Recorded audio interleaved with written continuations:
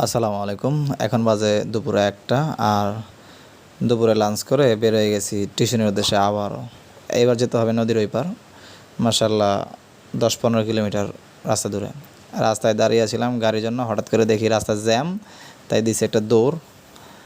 এক দৌড়ে কোনো কথা নাই, একদম বাসের ভিতরে। বাসের ভিতরে উঠে দেখি যে পুরা বাস হচ্ছে খালি। আয় হায় অবস্থা!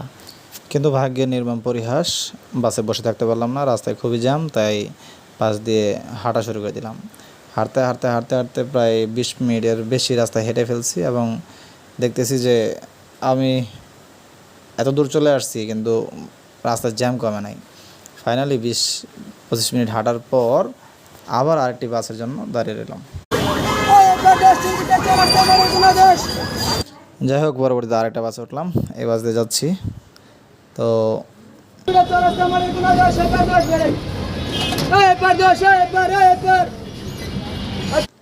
ফাইনালি আমি আমার গন্তব্যস্থলে এসে পৌঁছাইছি। এই যে বিল্ডিংটা, এই বিল্ডিংয়ে ৪ তলায় হচ্ছে আমার স্টুডেন্ট। যদিও ৪ তলায়, কিন্তু কী করব, টাকার জন্য ৪ তলাকে ৫ তলা উঠতে হবে। অনেক কষ্টে ৪ তলা পর্যন্ত উঠে যাচ্ছি।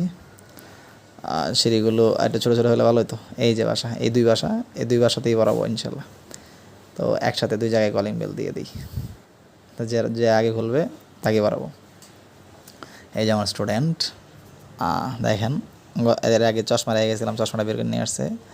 পড়া খুঁজতেছে, কি পড়া দিয়েছিলাম। এই হলো স্টুডেন্টের নমুনা। পড়া নামে কোনো খোঁজ খবর নাই, খালি ফাঁকিবাজ। আর SW দিয়ে গেলে SW কোনো দিন করে না ঠিকঠাক মতো।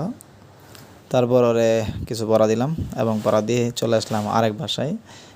এই হচ্ছে 2টা স্টুডেন্ট এবং ফাইনালি আরেকজনকে এখানেই পড়ালাম। এই যে আমার মেয়ে স্টুডেন্ট।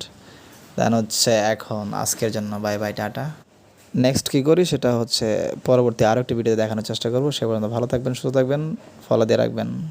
আসসালামু আলাইকুম।